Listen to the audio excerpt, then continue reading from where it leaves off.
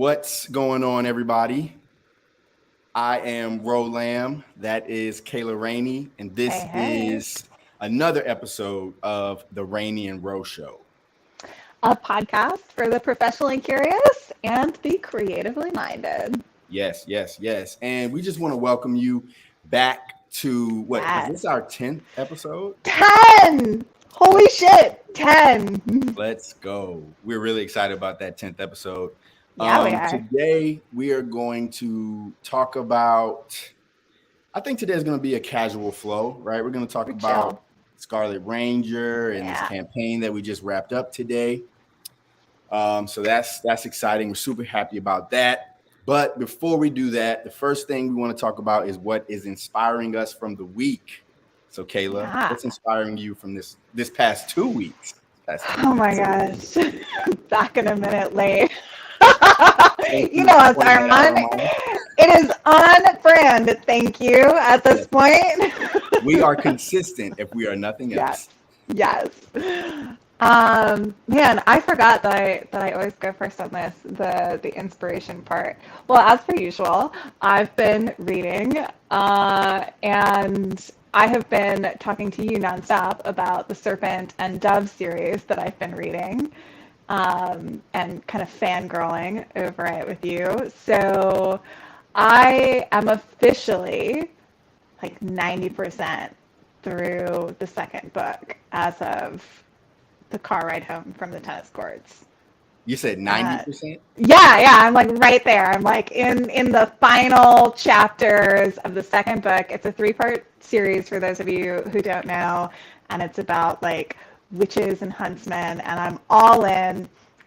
And it's really inspiring me because one of my best friends is branching out into some werewolf paranormal novel territory pretty soon. So I'm really excited to be getting to do some art for that, and this is kind of feeding into that sort of fantasy world that she's building. So Yeah. that's where I'm at right now.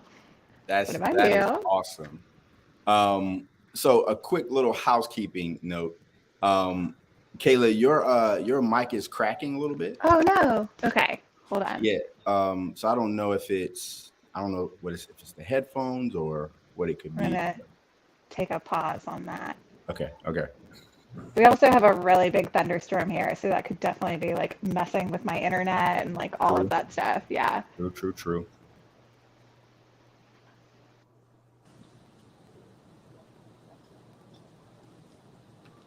How about now? Oh, it's not cracking now. Now? Oh, Okay. Say something. Oh no. Okay, so we couldn't hear a single thing I just said. All right. Okay. It's a little better. Yeah. Oh, yikes. We're good. Were you were finished, right? Yes. I was done. I'm Okay, done. good, So if you guys good, didn't good. hear it, you missed. No, we could hear you. I could hear everything you were saying. My inspiration is irrelevant because yours is way cooler anyway. So No, but we could hear you, so it was good. So I had the opportunity to go to BlurredCon this past week, yeah. which is a comic book convention that is dedicated to the Black nerds, and it was a great experience. I actually got to go. I was invited to be on a panel talking about urban fantasy writing.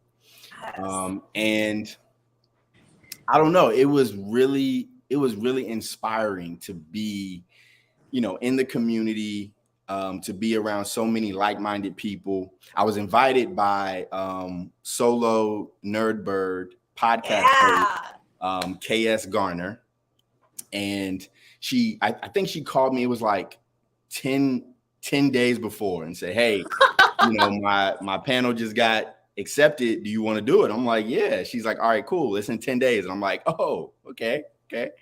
So I got a plane ticket and made my way out there. Armand, obviously you need to spend some more time with Ro. Right, clearly. If you could listen in on our conversations. Right. Bo is as big of a nerd as I am, so I guess I just hide it well. I hide it well.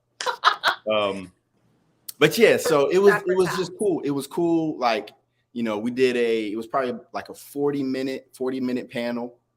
I was not as prepared as I would have liked to be. So I knew I wasn't gonna have comic books to take there just because of the time frame. But I really thought I was gonna have business cards.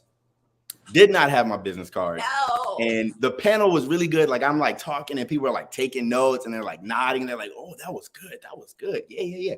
And then after, I'm like, oh, this is going great. And then they come up and they're like, hey, do you have any business cards? And I'm like, how do I get in contact with you? Actually, I don't have business cards. You So at that least was, have like a notebook that you could just write your name on. man, I want to get one of those. Have you seen those dots? They're called dots. And you can it's like one card. It's like a digital card and you can like tap people's phone. No. All the information will like pop up on the thing. What? I've never heard of that. I'm gonna show it to you. I'm gonna show it to you. Yeah. But yeah, it looks really cool. I'm like, I should have had one of those, but I didn't. And so I felt really unprepared. And I was sitting with people and they had their books and they had their business cards. And I'm like, wow, this is great. It was a great learning experience. But no, it was great. I was there I was in DC for about 4 or 5 days. Yeah. The other thing that I had the opportunity to do was work on my independent author business plan. And so just trying to get organized and trying to, get a calendar and do all these things. I've been talking to Kayla about this and just my fears and my anxieties around putting structure around my creativity. It doesn't feel good. I don't like it, but I think it's necessary. So we're working on it. Welcome. Yes. So yeah, that's been my week. I feel really, really inspired. I can like hear Armand rubbing his hands together like, oh, business plan, you say. Right. Okay. Is there anything else that you had that you wanted to? Was this your first time in DC? So I'm originally from Richmond, Virginia. I know you are because so am I. Yeah, so I've been to DC before. Like I've been in that area. Yeah. But it was my first time being at a con. But not my first time being at a con, but my first time being at a con that was geared towards Black people. Yeah, and participating. Yes. Yeah. Yes. So then my question is, how nervous were you going into that panel? I was nervous. The thing that I was nervous about, and you know this, Kayla, like I'm always nervous when I'm in these environments because like Armand said, he pointed out that I'm not really a nerd. And I always question how much of a nerd I actually am. And so I feel like people are going to ask these questions that out me and everybody's like, oh, he's not a nerd. Get him out of here. Get him out of here. So I'm always nervous about that. But the panel, once I got up there, the panel was cool because, KS Garner, she had a list of things she wanted to talk about. She had an itinerary, we wanted to do these things. But after probably the fourth bullet point that she had, we had people asking questions.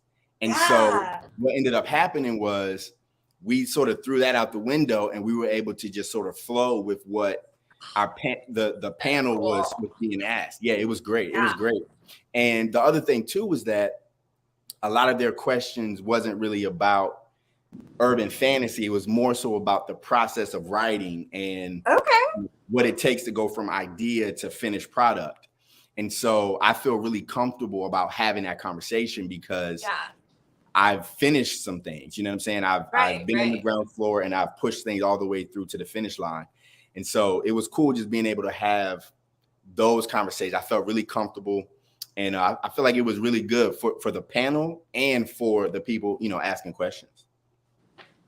What was the question that resonates with you, that like sticks with you after that? That they asked? Yeah.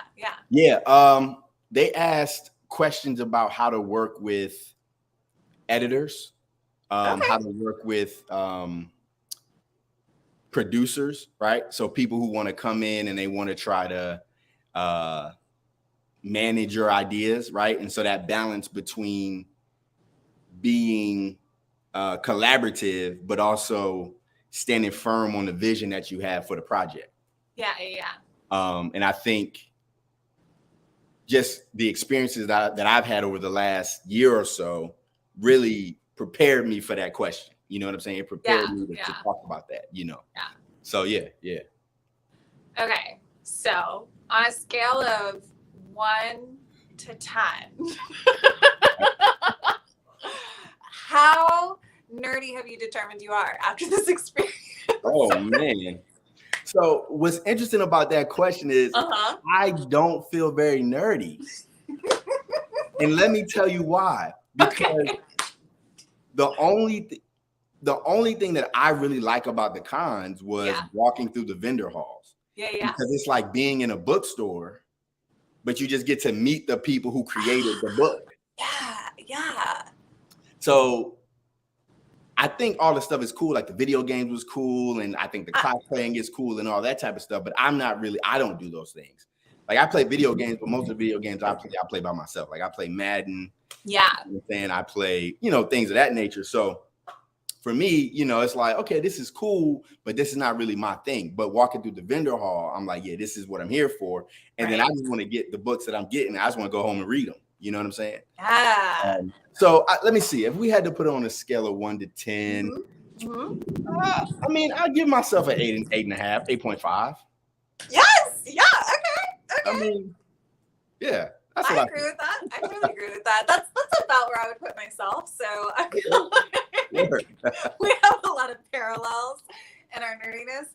Yeah. I feel like I was really late to the nerd game. Like I didn't get the chance to be like a normal comic nerd until a lot later in my life. Like I've always been super nerdy in the way that like I have liked really bizarre esoteric subjects for a long time where people are just kind of like, that's weird. But I think there's a difference. I went from being the weird kid to being like true comic nerd. But not until like my mid-20s. Word. When I met my husband, and then he was like, "You've never seen Star Wars?" And I was like, "What is Star Wars?" Wait, what? Oh yeah, I guess.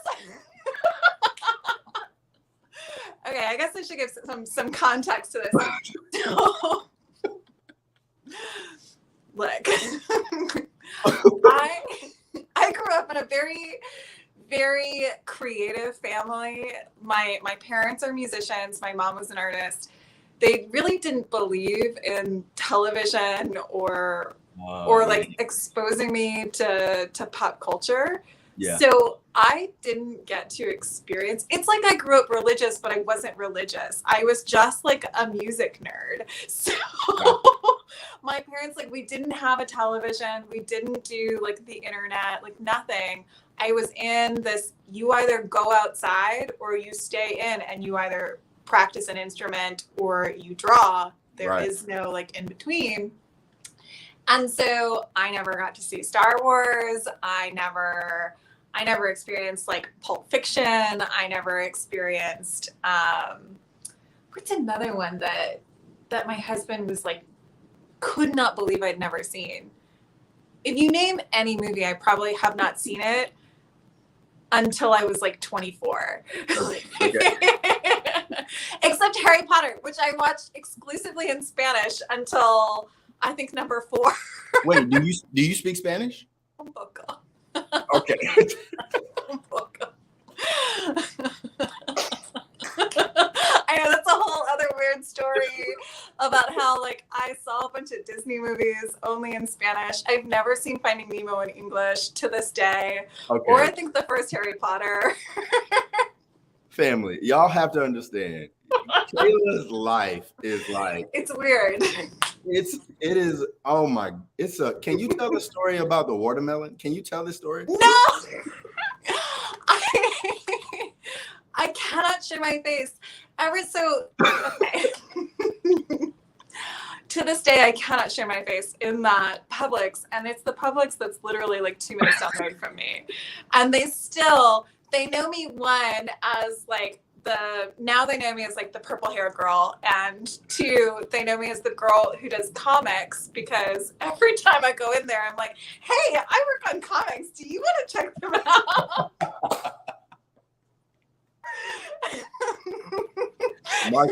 Marketing. I love it. Well, they're just like, they're these, a lot of like really sweet, like probably teen, high school age kids that are the baggers, and they're trying to make small talk with me. And usually it's something about like, oh, how many tattoos do you have? Like, did it hurt when you like tattooed your neck? Things like that. And eventually somebody will ask me, they'll like check my ID because I'm buying a bottle of wine, and they'll be like, you're 30? And I'll be like, yeah. Can you not tell? They're like, I thought you were like my age. I'm like, excuse me? And so I had to explain to them that I'm a real adult with like a real job. But then I tell them that I work in comics, and they're like, you're not real. Like, what are you talking about? I had somebody tell me the other day that they thought comic books were created by AI. Yeah. What? Yeah. No, this like, he had to have only been like 16 years old, and he was like, oh, I thought comic books were created like by AI technology. And people just, I never thought about the fact that people like write and illustrate comics. I was like, what? So it is my civic duty to bring comics to these This people. is education. You're just educating them. That's great. No, that's what we need. Yes. But I did drop a giant, this watermelon had to have been like 6 pounds, maybe more. It was huge. It was big enough that like I was carrying it in one arm when I really shouldn't have been. I should have been carrying it with 2, because it was like bigger than my entire torso. Right.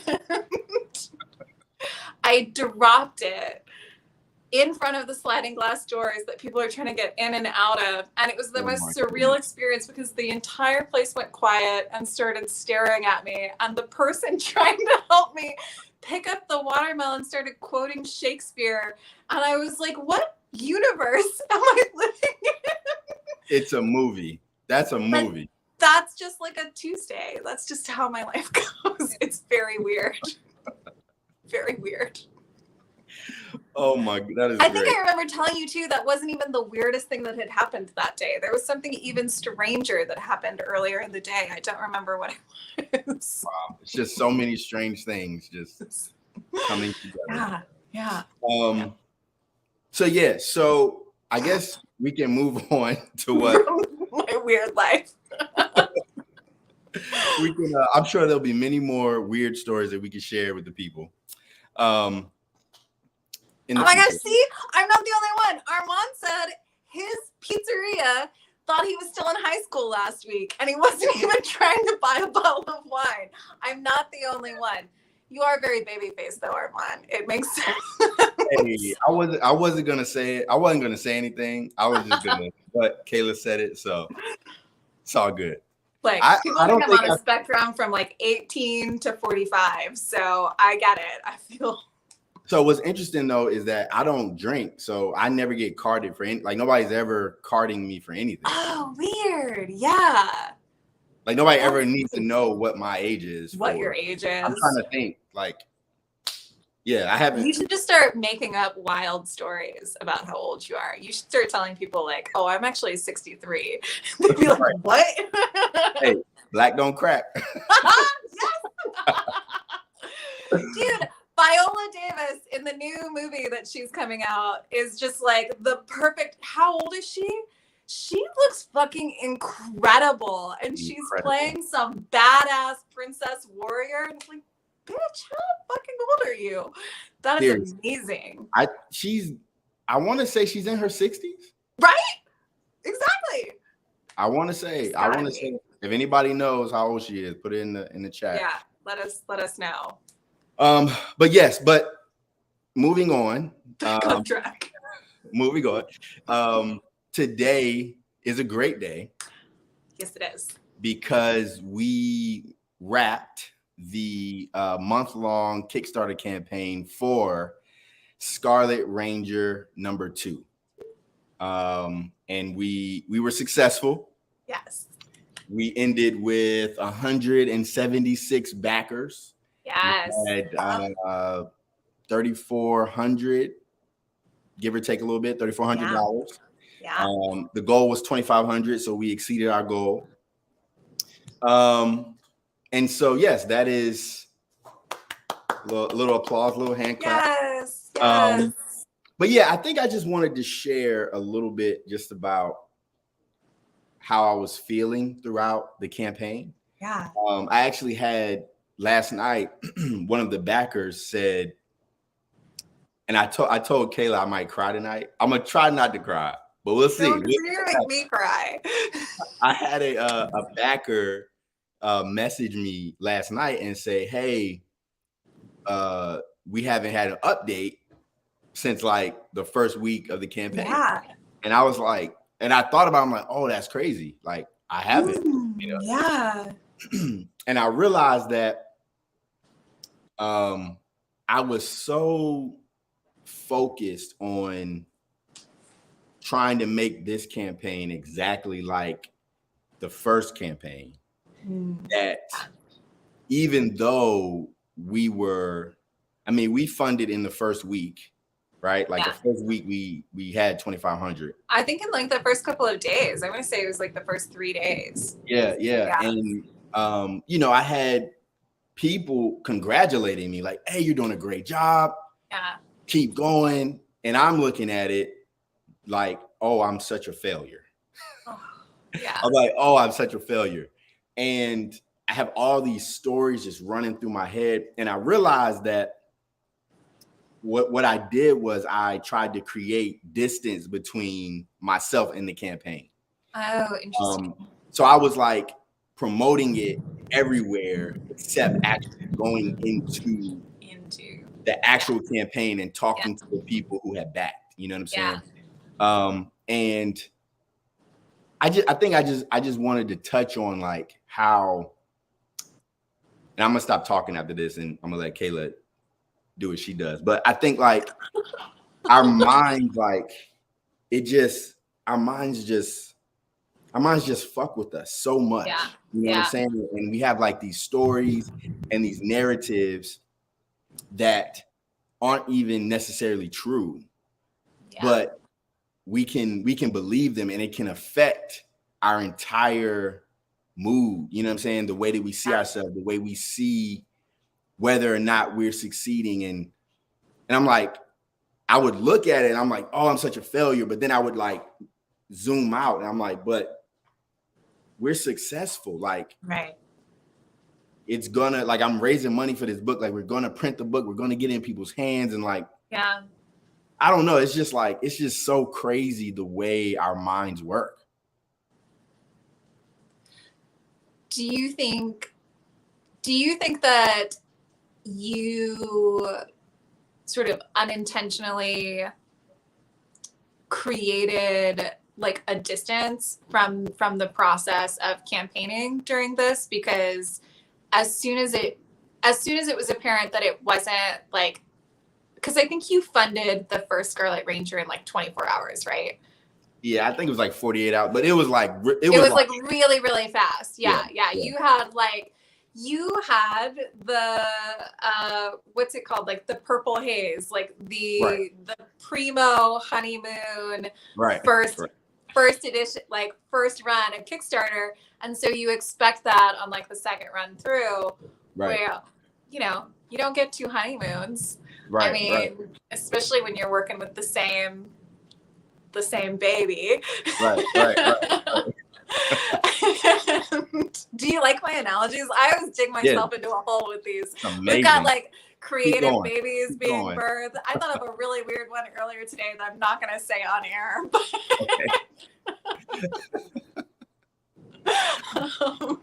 This is like, honeymoon number 2 with you guys have been married for a couple years now, so it's just a repeat. It's you've had a couple of kids. Like the magic isn't quite the same, but you get real excited about that 10-year anniversary that's coming up in 5 years, and that's like issue number 3.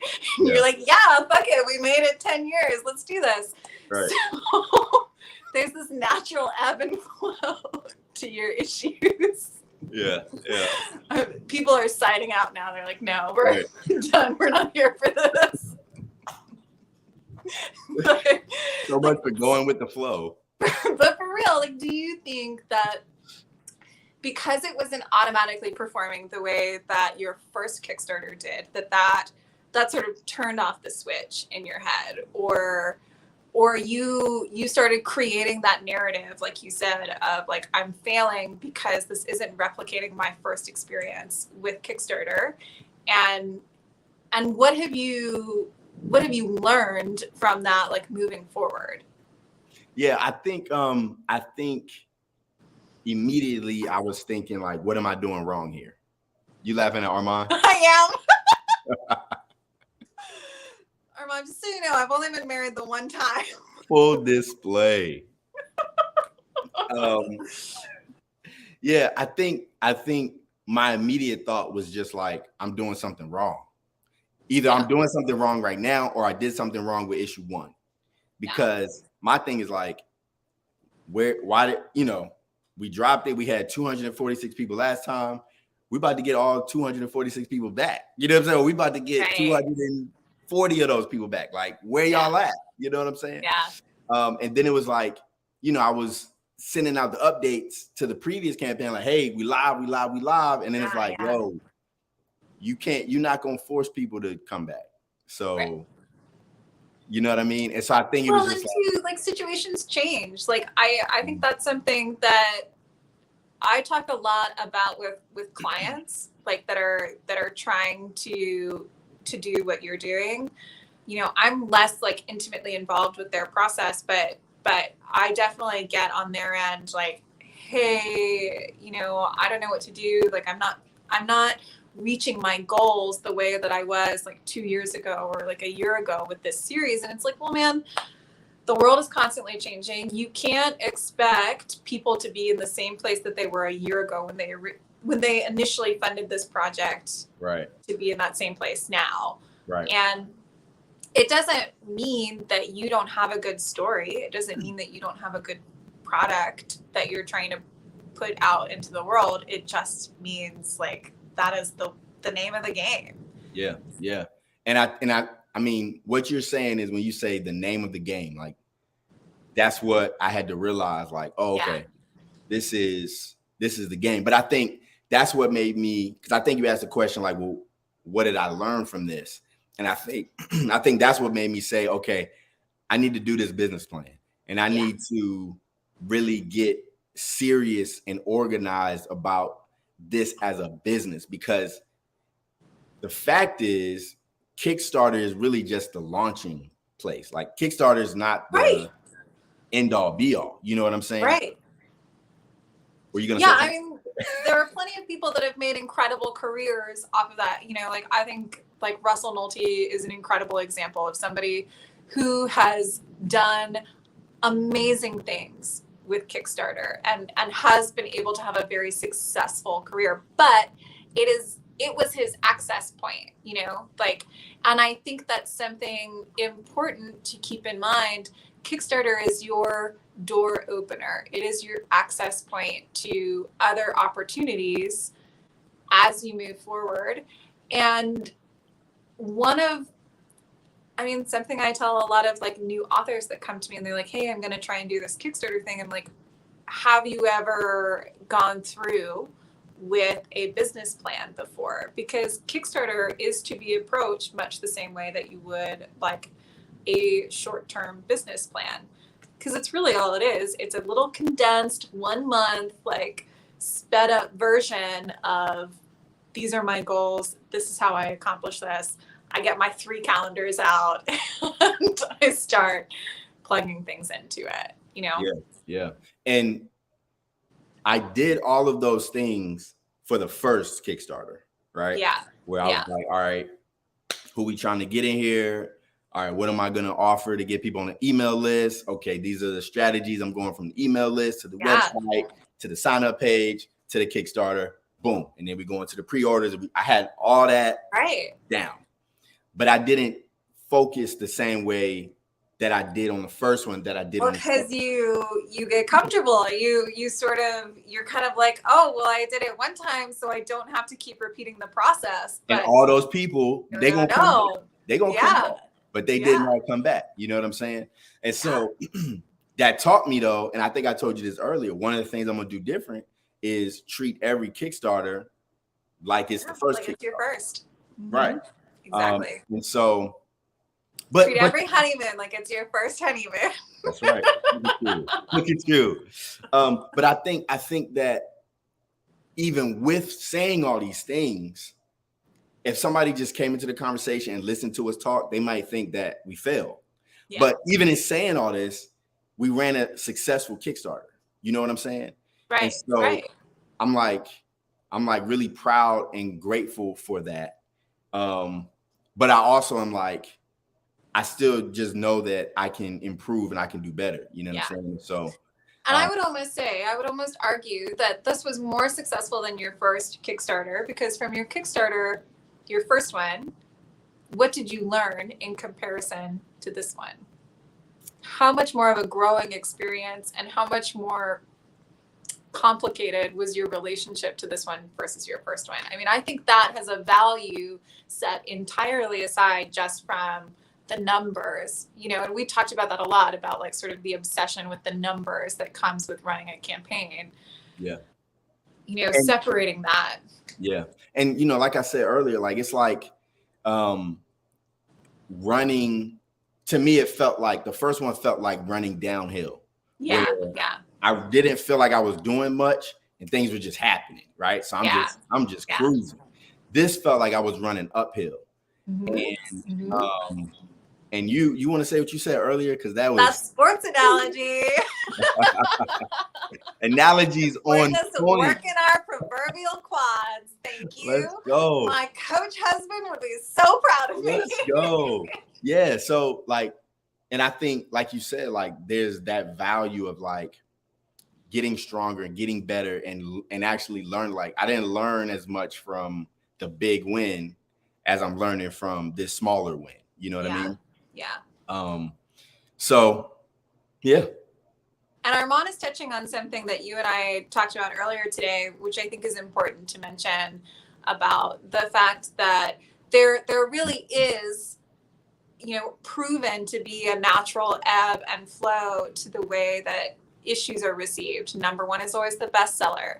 And then number two is kind of like the bridge between 1 and 3. People, for some reason, really like things in counts of 3. Like that trilogy is sort of like the holy trinity when it comes to storytelling. Mm-hmm. So, you know, number 2 is the struggle, and number 3 is kind of like we're racing to keep it going. And I think you've said you ultimately want Scarlet Ranger to be 11 issues or more, right? I think I said 25, but 25. Shit. 25. What? That's a lot of drawing. Do I get to say this? Hey, yeah, you get to say. Yeah. No, I just want to have like a compendium. No, I totally. Like compendium, like a hardcover. You know me, I'm gonna draw Dion until I'm not allowed to draw Dion anymore. Word. But yeah, no, I feel like really, I think, and I'm not gonna cry. I'm not gonna cry, but I am getting teary-eyed, emotional as I think about the thing that I'm just most grateful for is just being in the game, like just being, being at BlurredCon, yes, and sitting on the panel, and people asking questions. I sound like I know what I'm talking about, you know what I mean? And I got like I didn't have books with me, but behind me she had like the Rolam and then the covers of my comics up there, and it's like I'm really doing it. You know what I'm saying? Like I'm really like making it happen, and obviously I'm not doing it by myself. I have, you and people around me helping me do it. So I'm not trying to say I'm doing it alone, but I don't know. It's just, I'm doing it. You know what I'm saying? I'm executing. I had an idea and I'm manifesting it. And so that there's just nothing that nobody can take that away from me. You know what I'm saying? Yeah. Well, and I think give yourself more credit. Like, you're not just manifesting it. You've worked really hard to make this happen. Mm-hmm. I don't exist if you don't like seek me out and hire me. The other people that you have involved in this project, we don't exist unless you have done the work to find us and manage this like project. Like that is your, as your dad says, that's your gift. Like you have put that into motion. Thank you. And that's true. And I also want everybody to know, when I got there, I saw my dad, because my dad, he lives in Richmond. I saw my dad, and my dad said, I'm surprised your girl Raney not here. Like, what's up? He said, it's just a little last minute. You know what I'm saying? Couldn't get the PJ going. Next time, I'm gonna be so excited. I can't wait to ask Papa Ro all of the embarrassing questions. He's gonna be like, why do you work with this person? All of them. He's gonna tell you all of them. Oh my goodness. But yeah, so is there anything else that we needed to share with the people? I don't know. Other than thank you Yes. to anybody that has backed us, shared links, commented words of encouragement. I mean, any little iota of support that you have given us has meant so much. I mean, this is a project that I think both of us are really excited about. And even though Rose being very like open and vulnerable about the complexity of his feelings through this campaign, I think we learned a lot about each other through the process of it, which is sort of the building blocks of this like future of Scarlet Ranger. And I think that you had still an incredible experience knowing that approaching each Kickstarter like it is that first one is going to be the key to moving forward. And it is still amazing to me that there are 175 people that want to know the rest of the story, that want that book in their hands. And it has opened so many doors for us. Like, just blows my mind. And I mean, I'm just so grateful, and it's just mind blowing that people believe in me and the project and support it, and it's just amazing. You know what I'm saying? I just can't wait to get the book done, print it out, get it in your hands, so that you can read it, you can look at it, you know what I'm saying? Like, it's just, man, I'm speechless, honestly. Like, I know we've been talking for like 30-40 minutes, but I know. We're not that speechless. It's right. It's I don't know. It really just means the world. It means everything. You know what I'm saying? And so like Kayla said, like, I'm being open about, I feel like it's scary to talk about these things just because you don't want people to feel like I don't care about the 175. I do care about the 175. I mean, it's everything. I'm just sharing the feelings around the irrational feel. Like, these are not real. Like, it's not a real thing. Like, these are the tricks that my mind is playing on me. You know what I'm saying? And so like Kayla said, thank you. Also, we do want to tell people we haven't quite set a date yet, but we will be doing a virtual launch party. Yes. For Scarlet Ranger #2. Yes. If you have backed the campaign, you are invited to the VIP launch party for sure. And we may have some special guests. Yes. And some treats to maybe possibly give away. Yes. So be looking out for that date. We'll definitely be letting you know when that will drop. And I'm excited for that. I think that's going to be great. It's going to be cool, bringing everybody together. And, so when I was working on my business plan, one of my core values is community. One Look of my at core you. values is community. And Yes. I think that's one of the things, this is a little tangent, but that's one of the things that I loved about being on the panel was that I felt like I was building community around writing and creating and things of that nature. So having this virtual launch party, yeah, you see, here go Armand. He already know. Hey, Obviously, Armand. bring your ID. You're Bring your invited. ID. As the first official backer, I think he's actually the guest of honor. I Yes, think he gets like for confetti. sure. I think we go all out for Armand. I agree. I don't even remember what I was saying now, but yeah, we just appreciate y'all. We just community. I can't wait to bring people together and build this community. And Kayla, do you want to plug anything? Do you want to shout anything out? Yeah, I just want to do a little speaking of community. Armand and I collaborated on a little something that went live today on Kickstarter. So now that Scarlet Ranger has come to a close, if you want to go and check out Rush NYC, we will post that on our socials. But it is a deeply nostalgic piece for me as a New York City lifer, as they say. I did some art for it, and Armand and this really fucking cool chick that is doing all of the illustration for it, straight out of the School of Visual Art and Design, I believe, in New York City. She did all the interiors. It's amazing. Check it out on Kickstarter. Also, Rush NYC. I won't give away any plot things, but definitely we'll post links to it. Armand, for those of you who don't know, is also Submarine Treehouse. He is definitely a friend of the pod. We adore him. We are also I'm also a host on one of his shows, Making Comic Creators Cry. So if you want to see me making mostly Armand cry